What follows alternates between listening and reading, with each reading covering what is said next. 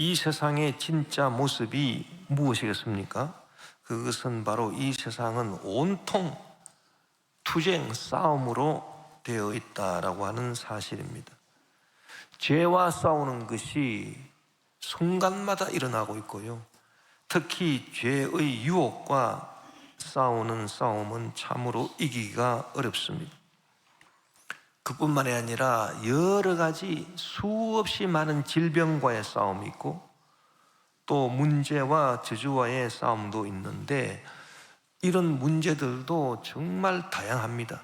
개인 문제, 가정, 생활, 자녀 문제, 사업 문제, 직장 문제, 범사의 문제, 인간관계 문제, 또 나라의 문제도 있고요.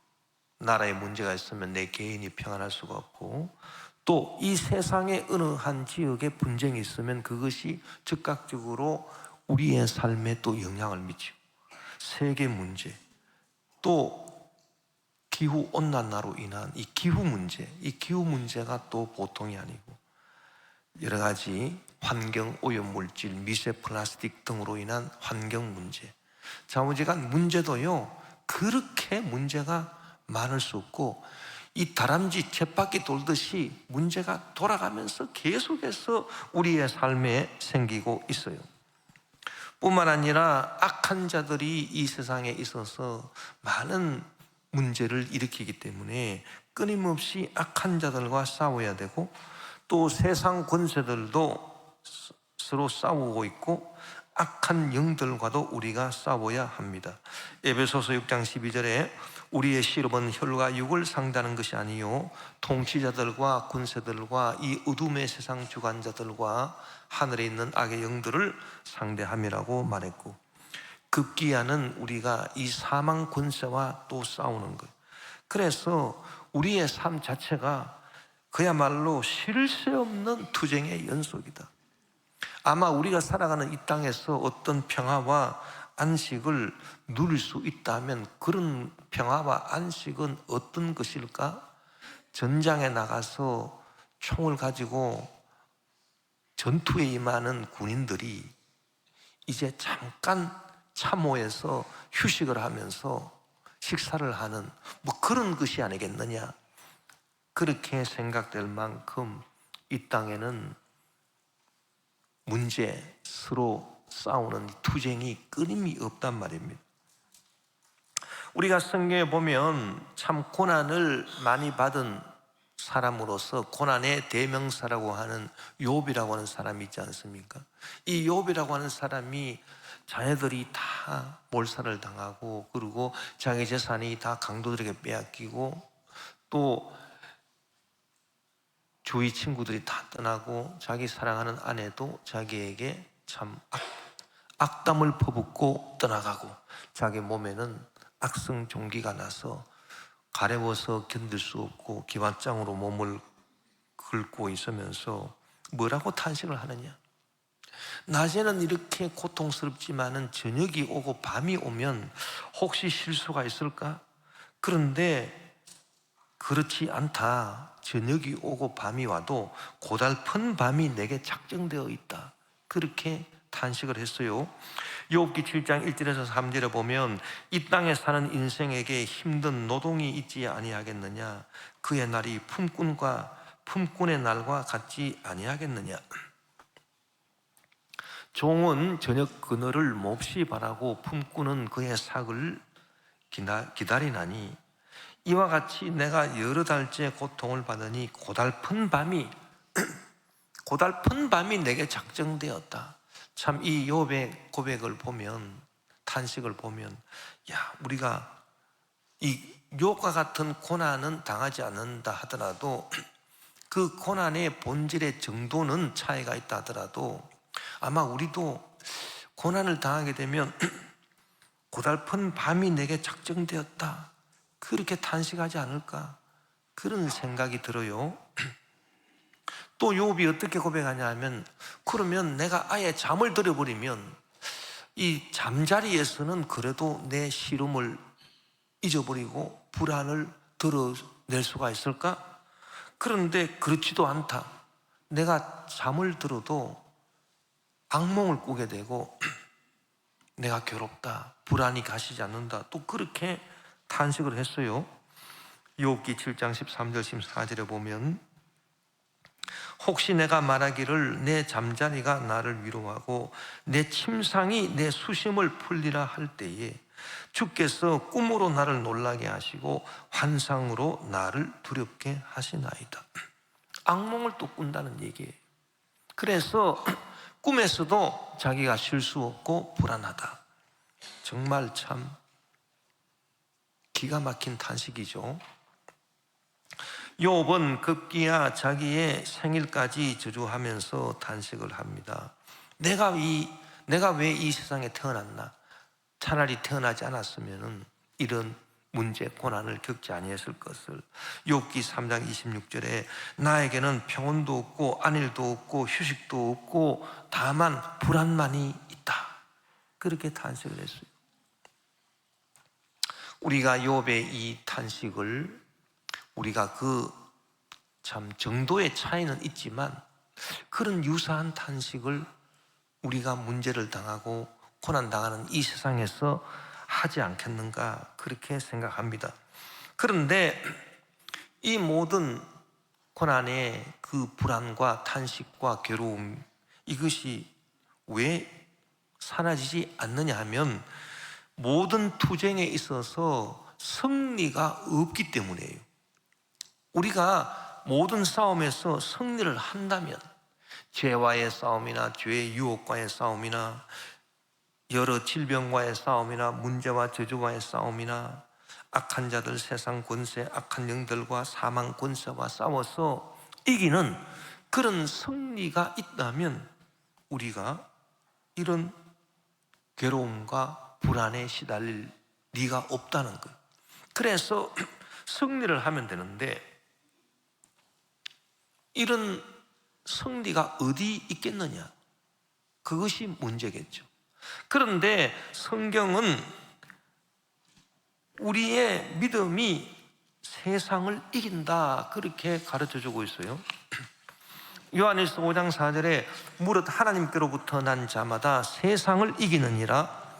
세상을 이기는 승리는 이것이니 우리의 믿음이다 그렇게 말했습니다. 그런데 이 세상이라고 하는 말이요, 어떤 말이냐 하면 우리가 싸워야 될 이 모든 것들, 죄라든지 죄의 유혹이라든지 질병이라든지 문제와 저주라든지 악한 자들, 세상 권세, 악한 영들, 사망 권세, 이런 것을 모두 다 통틀어서 한마디로 딱 말을 할 때 그게 바로 세상이에요, 세상. 그런데 이 세상을 이기는 것은 우리의 믿음이다. 그래서 세상을 이기기 위해서는 믿음이 필요한데 믿음을 가진 사람은 하나님께로부터 새롭게 태어난 사람들이다. 거듭난 사람이다. 얼마나 이 세상이 힘들고 어려우냐, 아예 다시 태어나야 이길 수 있는 거지 다시 태어나지 아니하면 이길 수 없다. 그래서 믿음 있는 사람은 하나님께로부터 다시 태어난 사람이 된다. 여러분, 믿음을 우습게 생각하면 안 돼요. 뭐 교회 나가서 뭐 예수 믿을 수도 있고 안 믿을 수도 있고 그런 게 아닙니다. 믿음이 없었을 때하고 믿음이 있을 때하고 믿음이 생겨났을 때하고 완전 다릅니다.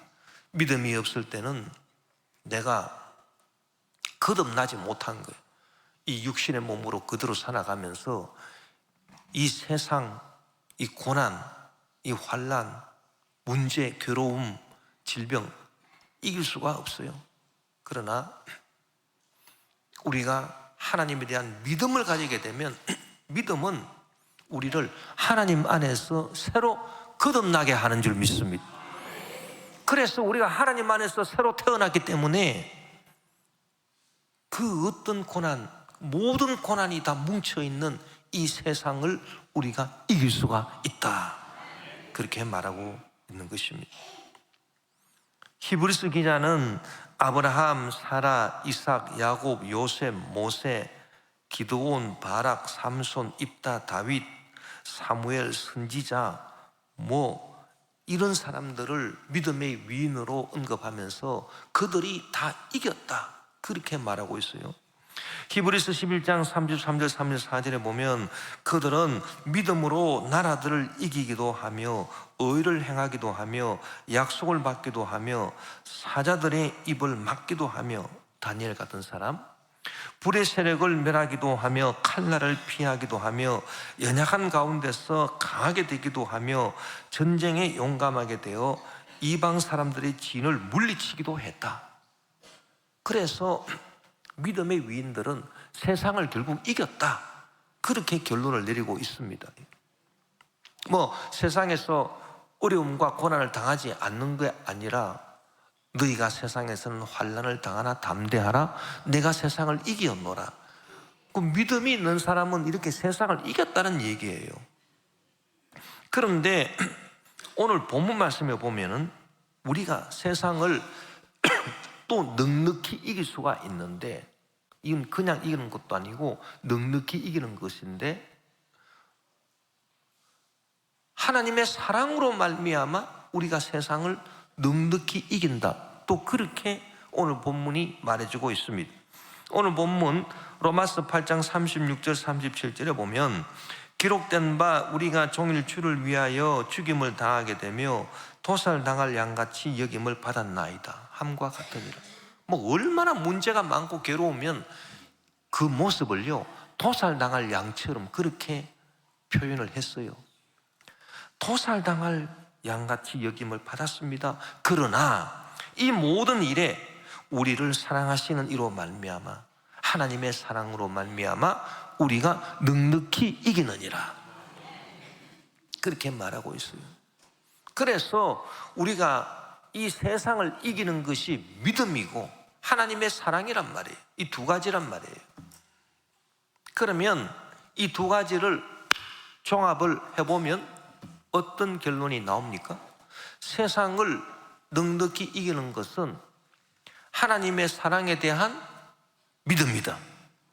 믿음이 세상을 이기고 하나님의 사랑으로 이기기 때문에 이 두 가지를 종합해 보니까 시너지 효과가 나타나서 우리가 세상을 넉넉히 이기는 것은 하나님의 사랑에 대한 우리의 믿음이다.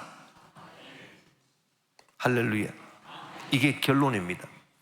그래서 하나님의 사랑에 대한 믿음만 있으면 우리는 세상을 넉넉히 이기게 된다. 그러면 하나님의 사랑이 어떤 건지 우리가 알고 믿어야 되지 않겠습니까? 그럼 많은 사람들이 하나님의 사랑을 어떻게 알고 있느냐? 하나님의 사랑, 위대한 사랑, 끝없는 사랑, 한없는 사랑, 하늘보다 더 높고 바다보다 더 깊은 사랑, 우리를 용서하시는 한없이 자비로우신 사랑, 그렇게 알고 있잖아요. 그런데 그렇게 아는 것만으로는 하나님의 사랑에 대한 본질을 잘 이해했다고는 할 수가 없습니다. 제가 오늘 여러분들에게 말씀드리고자 하는 것은 그 하나님의 사랑의 본질이 뭐냐, 그 본질을 제대로 여러분이 잘 오늘 말씀을 통해서 이해하게 되시기를 바라고, 그 하나님의 사랑에 대한 믿음으로 날마다 승리하게 되시기를 주의 이름으로 축원합니다. 하나님의 사랑의 본질을요 가장 잘 가르쳐 준 사람이 있어요. 이분이 그 중세의 그 클레르보의 성 베르나드라고 하는 분입니다. 이분이 중세의 성자인데, 우리가 그 찬송가 85장 구주를 생각만 해도 일으켜줬거든, 주 얼굴 배울 때야 얼마나 좋으랴, 만민의 구주 예수의 귀하신 이름, 천지에 있는 이름 중 비할 데 없도다, 사랑의 구주 예수 내 기쁨 되시고 이제로부터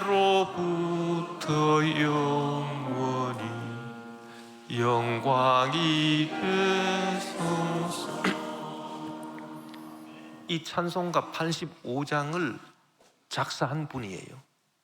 이분이 그 프랑스 클레르보에서 태어난 분이라 해서 클레르보의 생 베르나, 거룩한 성자 베르나드라고 하는 분입니다. 중세의 성자신데, 이분이 하나님의 그 아가페 사랑에 대한 본질을 잘 이해하고 우리에게 잘 가르쳐주고 있습니다. 그러면 하나님의 사랑의 본질은 뭐냐? 이분은요, 사랑에 대해서 이렇게 생각을 할 때 사랑의 이유 그리고 사랑의 목적, 이 두 가지로 생각을 합니다. 그래서 하나님의 사랑을 어떻게 말하냐? 첫째, 사랑의 이유에 대해서 생각할 때 하나님의 사랑은 사랑하는 이유, 하나님이 우리를 사랑하시는 이유가 뭐냐? 그것은 사랑이다. 사랑 외에 다른 이유가 없다. 그렇게 말합니다. 자, 예를 들어서요, 우리 사람의 사랑을 보면 사랑하는 이유가 뭐라고 생각합니까? 내가 저 사람을 왜 사랑하느냐? 아, 저 사람 너무 잘생겼어. 너무 매력적이야. 그래서 내가 저 사람을 사랑해. 그러면 사랑의 이유가 잘생기고 매력적인 거, 그게 사랑의 이유가 되지 않겠습니까? 내가 저 사람을 왜 사랑해? 사랑하는 이유가 뭘까? 아, 저 사람이 나한테 잘해주기 때문에. 그런 사람 많잖아요. 처음에 볼 때는 뭐 별거 아닌 것 같은데 자꾸 이렇게 사귀다 보니까 나한테 너무 잘해주더라? 그러니까 나도 그냥 마음이 뺏겨가지고 저 사람 사랑하게 되었다. 뭐 그런 거 얼마나 많아요. 그래서 잘해주면요, 다 넘어오게 돼 있어요. 그런데 내가 저 사람 왜 사랑하냐? 저 사람이 나한테 잘해주니까, 지극정성으로 잘해주니까 내가 저 사람 사랑하지. 그러면 사랑의 이유가 뭐예요? 지극정성으로 잘해준다는 거. 그게 사랑의 이유가 되지 않겠습니까? 저 사람을 왜 사랑하냐? 아, 저 사람이 돈도 잘 벌고, 돈도 나한테 꼬박꼬박 갖다 주고, 그러니까 내가 저 사람 사랑하지. 그러면 사랑하는 이유가 뭐예요? 돈 잘 벌고 돈 잘 갖다 준다. 그게 그 사랑의 이유가 되지 않겠습니까? 그런데요, 하나님의 사랑은 그렇지 않다는 거예요. 하나님의 사랑은요, 사랑이라고 하는 이유 외에는 다른 이유가 없어요. 이게 무슨 말이냐? 하나님 왜 나를 사랑하시느냐? 나를 사랑하시기 때문에 사랑하시는 거예요. 뭐 내가 뭐 하나님한테 잘해 주어서, 내가 하나님을 잘 섬기니까, 내가 하나님께 헌신하고 충성하니까, 내가 하나님께 매력적으로 보이니까 하나님이 날 사랑하느냐? 그게 아니에요. 그런 이유들이 없어요. 하나님이 저와 여러분을 사랑하시는 이유는 사랑 그 자체입니다. 사랑 외에 다른 이유가 없습니다. 그래서 이 클레르보의 성 베르나드가 뭐라고 말했느냐? 하나님에게 있어서 사랑은 자기 이유다. 사랑은 그 자체가 자기 이유라는 거예요. 그게 하나님의 사랑이라는 거예요. 그리고 사랑의 목적에 대해서 또 얘기를 합니다. 우리 사람끼리의 그 사랑을 생각해 보면 내가 무엇을 얻기 위해서 저 사람을 사랑할까? 그런 목적에 대해서 생각해 볼 때 내가 저 사람을 사랑함으로써 내가 저 사람으로부터 내가 만족을 얻어내겠다, 내가 어떤 유익함을 얻어내겠다라고 하는 그런 목적으로 사랑하지 않습니까? 그런 경우가 참 많지 않습니까? 내가 저 사람을 사랑하는 목적이 뭐냐? 저 사람을 사랑하게 되면 내 육신의 정욕을 만족시킬 수 있다. 그러면 육신의 정욕을 만족시키는 게 사랑의 목적이 되지 않겠습니까? 내가 저 사람을 사랑하게 되면 저 사람을 통해서 내가 원하는 바를 얻어낼 수 있다. 그러면 원하는 바를 얻어낸다는 것이 사랑의 목적이 되지 않겠습니까? 그런 게 우리 사람끼리의 사랑이라고 볼 수 있어요. 그런데 하나님의 사랑은 그 목적이 어떠한가? 하나님이 우리를 사랑하시는 목적, 하나님이 우리를 사랑해서 우리한테 무엇을 얻어내려고 하느냐? 그게 없다는 거예요. 하나님의 사랑의 목적은 오직 그것도 사랑이라는 거예요. 사랑 외에 다른 목적이 없다는 거예요. 그래서 하나님은 사랑하기 위해서 우리를 사랑하는 거지, 사랑이 목적이 되어 있는 사랑이지 뭐 사랑 외에 다른 목적이 없어요. 다른 목적을 갖고 하나님 우리를 사랑하시는 게 아니에요. 우리로부터 뭐 다른 그 무엇을 하나님이 얻어내기 위해서, 우리로부터 영광을 얻어내기 위해서 하나님 우리를 사랑하느냐, 그런 게 아니에요. 하나님은 사랑하기 위해서, 사랑 그 자체가 목적이 되어 있어서 우리를 사랑하시는 겁니다. 그래서 이 하나님의 사랑을 두 가지로 요약하면, 사랑하는 이유가 사랑이고요, 사랑하는 목적도 사랑이에요. 그래서 하나님에게 있어서는 사랑이 자기 이유가 되고 사랑이 자기 목적이 된다, 그런 말을 이 성 베르나드가 하고 있습니다. 참 가만히 생각해 보면 정말 깊은 그 진리의 말씀이에요. 아, 그렇구나. 하나님이 나 같은 죄인을 왜 사랑하시느냐? 내가 뭐가 이뻐서? 그저 날 사랑하는 까닭에 날 사랑하시는 거고, 또 나를 사랑해서 무엇을 얻어내시려고 하나님이 날 사랑하시느냐? 다른 목적이 없어요. 계속 나를 사랑하기 위해서 날 사랑하시는 거예요. 그것이 바로 하나님의 사랑이다. 그래서 이 클레르보의 성 베르나드가 이걸 라틴어로요, 나는 사랑하는 까닭에 사랑하고 나는 사랑하기 위해서 사랑한다, 이 이유와 목적이 사랑 그 자체에 있다. 그래서 아모, 나는 사랑한다. 끼야, 왜냐하면 아모, 나는 사랑하기 때문에 나는 사랑하는 거다. 아모, 나는 사랑한다. 우뜨, 뭐뭐 하기 위해서. 아모, 사랑하기 위해서 나는 또 사랑하는 거다. 그렇게 말하고 있습니다. 이것이 바로 하나님의 사랑이다. 이 하나님의 사랑에 대한 이해를 우리가 확실하게 하고, 이 하나님의 사랑을 여러분 믿게 되시기를 주의 이름으로 축원합니다. 그래야 할 때 이 하나님에 대한 사랑에 대한 믿음이 세상을 이기게 할 줄 믿습니다.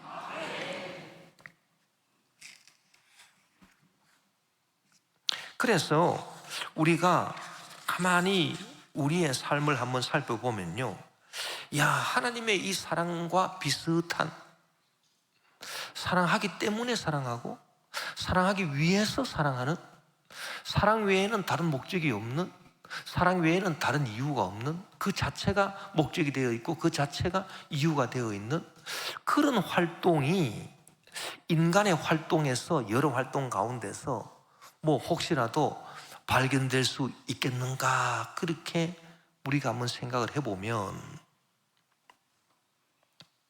꼭 같지는 않지만 유사하게 발견되는 게 하나 있습니다. 그게 뭐냐? 그게 바로 예술이에요. 여러분, 우리가 그 음악이나 그 미술 같은 이 예술가들, 이 음악가, 미술가 같은 이 예술가들을 보면 예를 들어서 음악을 예를 들어 보면요, 훌륭한 피아니스트를 예를 들어 보면 그 어렸을 적부터 피아노를 공부하지 않습니까? 그 왜 피아노를 치고 피아노를 연구하고 피아노 연주를 사랑합니까? 뭐 때문에? 그러니까 피아노가 좋았어. 피아노 선율이 좋았어. 그래서 피아노를 연주하는 거예요. 그 어렸을 적부터 여러분 그 피아노를 공부를 해야 피아니스트가 되죠. 온 평생을 그냥 피아노에 바친다 이거예요. 그래서 피아노 선율을 사랑하기 때문에 피아노 연주를 하는 거지, 뭐 다른 이유 때문에 피아노 연주를 한다? 그런 게 가능하겠습니까? 그 훌륭한 피아니스트가 되려면요, 오직 피아노 선율을 좋아하고 사랑하기 때문에 피아노 연주를 하는 그런 사람이 훌륭한 피아니스트가 되죠. 그리고 피아노를 연주를 하는 목적이 뭐냐? 피아노를 연주하는 목적이 뭐냐? 돈을 벌기 위해서 피아노를 연주하느냐? 그 목적. 피아노를 연주하는 목적이 사람들로부터 막 칭찬을 받고 박수를 받고, 야, 당신 참 훌륭한 피아니스트야, 명성을 얻기 위한 목적으로 피아노를 연주하느냐? 그런 사람은 훌륭한 피아니스트가 될 수 없어요. 절대 그런 게 아닙니다. 피아노 그 선율을 사랑하는 그 목적밖에 없어요. 그 목적으로 피아노를 연주하는 거지, 그 피아노 선율을 사랑하는 그 목적 외에 뭐 돈을 벌겠다, 뭐 명성을 쌓겠다, 그런 다른 목적이 있을 수가 없습니다. 그게 진정한 예술가 피아니스트는. 그런데 여러분, 그렇게 연주를 하면요, 결과적으로 야, 저 사람 참 훌륭한 피아니스트야, 그리고 결과적으로 명성도 높아지고 그리고 돈도 벌 수 있게 돼요. 그런데 그거는 결과로 주어지는 거지 목적은 아니에요. 그러니까 결과적으로 그렇게 될 수 있다, 될 수 있기도 하고 뭐 될 수 없기도 해요. 그 결과는 개의하지 않아요. 개의치 않아요. 그게 진짜 피아니스트다. 여러분, 이 하나님의 이 아가페 사랑과 비슷한 구조를 갖고 있는 것이 바로 인간 활동 중에 바로 예술입니다. 예술. 그 미술도 마찬가지잖아요. 고어 같은 사람 평생에 그냥 수천 점의 그림을 그렸지만은 한 사람도 인정해 주지 않고 한 사람도 그 그림을 사가지 않았어요. 고어 같은 사람. 그 사람 왜 그림을 그렸습니까? 무엇 때문에, 무슨 이유로 그림을 그렸느냐? 그림을 사랑하고 그림을 좋아해서 그림을 그린 거예요. 뭐 다른 이유가 없어요. 무슨 목적으로 그림을 그렸느냐? 이 그림을 그려가지고 내가 돈을 벌겠다, 뭐 그런 목적이 없어요. 그림 그 자체의 그 아름다움,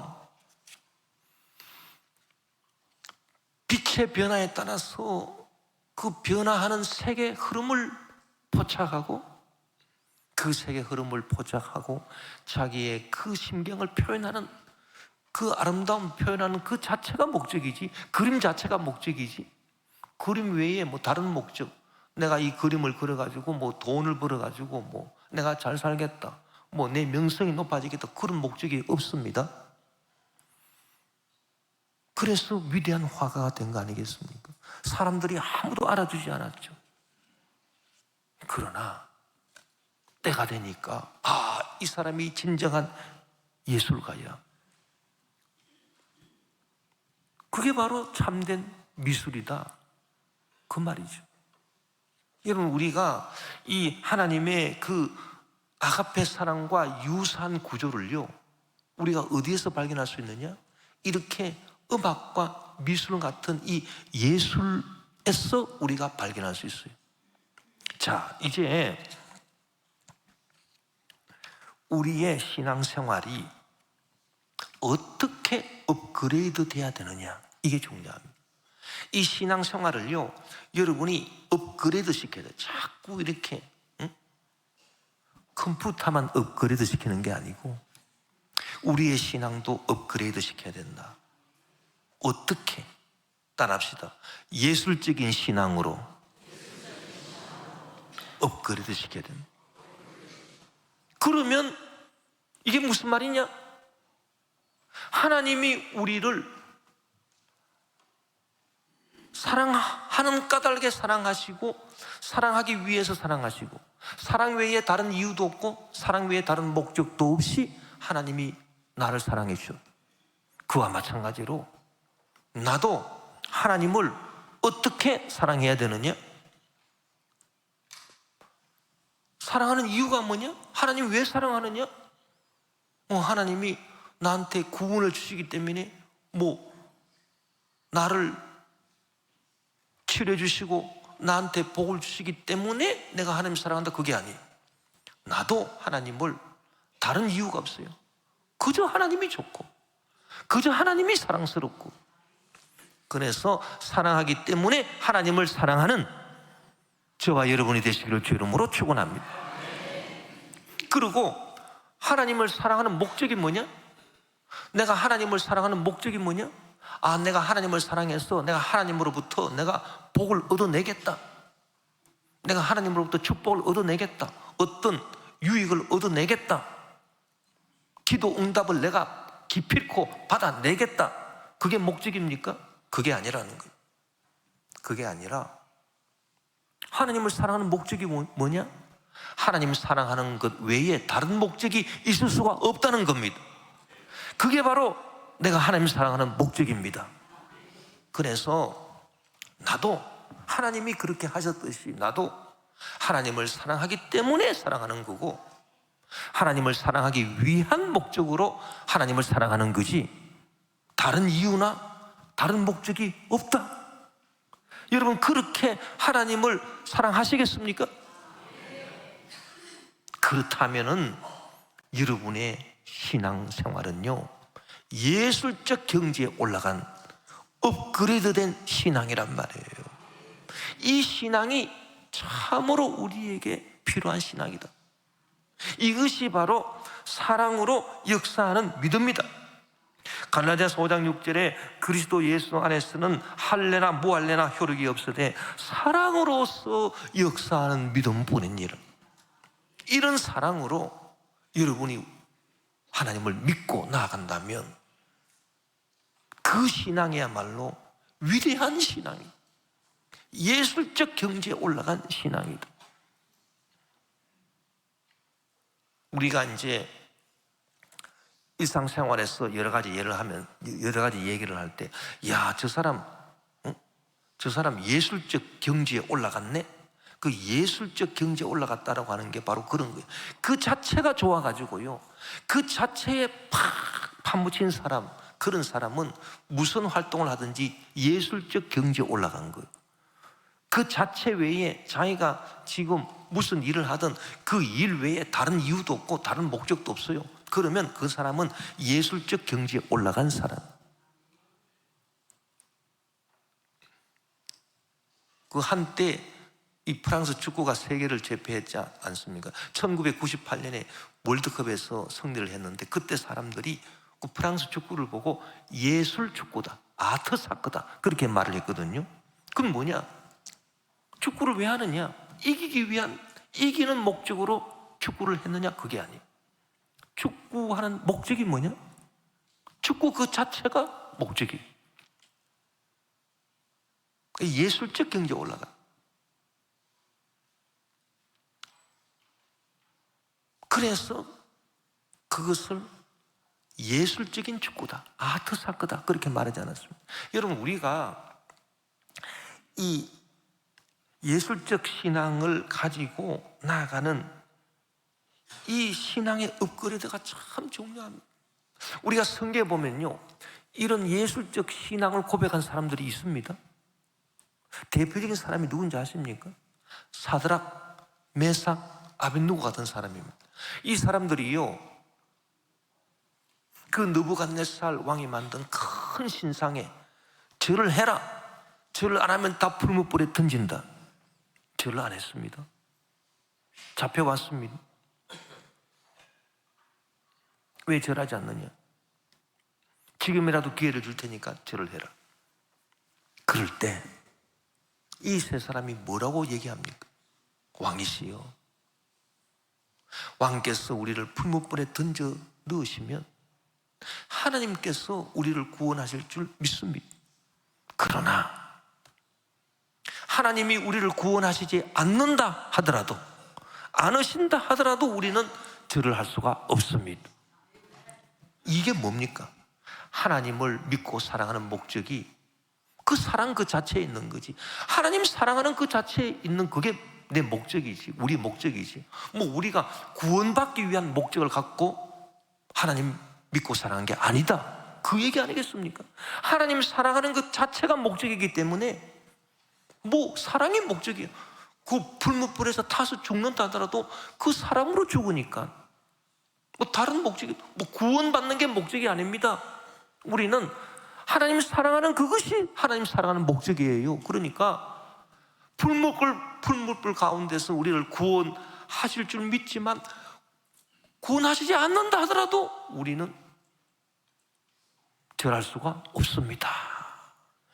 이 위대한 신앙 고백입니다, 여러분. 이게 바로 예술적 차원의 경지에 올라간 하나님에 대한 사랑이란 말이에요. 하나님께서 내 문제를 해결해 주시고 내 병을 고쳐주시고 그러시리라. 결과적으로 그런 일이, 내가 하나님 잘 믿고 사랑하면 결과적으로 그런 일이 따라올 줄 믿습니다만은 결과하고 목적은 구분해야 돼요. 그러나 내가 뭐 병 고침 받는 목적으로, 뭐 축복받는 목적으로 내가 하나님 사랑하는 것은 절대 아닙니다. 목적은, 이유와 목적은 오직 하나밖에 없어요. 사랑 그 자체밖에 없고 다른 게 없습니다. 그게 바로 우리 신앙 고백이 돼야 돼요. 오늘날 많은 성도님들이요, 이 신앙에 있어서 이유와 목적이 그 하나님 사랑 외에 다른 게 많습니다. 내가 하나님 사랑하고 하나님 믿고 교회 출석하고 예배드리고 하는 이유와 목적이 뭐냐? 하나님께로부터 복을 받기 위해서, 하나님께로부터 치료받기 위해서, 하나님께로부터 뭐 내 기도 응답받기 위해서, 기도 응답받는 거, 복을 받는 거, 치료받는 거, 그런 것들이 목적이 되어 있는 그런 경우가 많습니다. 여러분, 그 신앙에서 이제 우리가 업그레이드 돼야 됩니다. 뭐 치료받고 축복받고 기도 응답받고 이런 거는 결과로서 따라오는 것이지 절대 목적이 될 수 없습니다. 우리가 하나님을 믿고 하나님 사랑하는 목적은 될 수 없습니다. 하나님 사랑하고 하나님 믿는 목적은요, 오직 하나님에 대한 사랑밖에 없어요. 사랑 그 자체가 목적이에요. 할렐루야. 그래야 할 때 우리 신앙이 이 예술적 차원의 경지에 올라갈 수 있는 것, 거기. 우리의 신앙이요, 이 예술적 차원의 경지에 올라가지 아니하면 우리가 잘 될 때는 하나님 그러다가도 내 마음대로 잘 안 된다, 내 목적이 안 이루어진다, 내가 하나님 믿는, 하나님 사랑하는 목적이 내가 잘 되는 것인데 내가 지금 잘 안 되고 있잖아. 그러면 하나님을 배반하고 하나님을 떠날 거예요. 중도에 다 떠나가 버립니다. 그런 신앙이 어떻게 참된 신앙이라고 할 수가 있겠습니까, 여러분? 그래서 오늘 사랑으로서 역사하는 믿음, 하나님 사랑에 대한 우리의 믿음이 세상을 이기는 것인데, 여러분, 이런 예술적 차원의 믿음을 갖게 되시기를 주 이름으로 축원합니다. 이리 할 때 여러분, 우리의 신앙을 참 하나님이 인정하실 거라고 봐요. 야, 내가 너를 사랑하듯이 너도 나를 그렇게 사랑하는구나. 그리고 그것이 먼저 그 나라와 그 의를 구하는 것이고, 그리하면 결과적으로 하나님이 우리를 돌봐주시지 않겠습니까? 그건 결과예요, 결과. 우리가 하나님 믿는 신앙 그 자체에, 그 사랑에 충실하면 결과적으로 하나님이 우리에게 필요한 것은 채워 주실 것입니다. 욥도 여러분 그런 신앙을 통해서 결국 하나님의 축복이 결과적으로 임한 것 아니겠습니까? 우리가 이런 신앙생활로 세상을 넉넉하게 이기는 저와 여러분 다 되시기를 주 이름으로 축원합니다.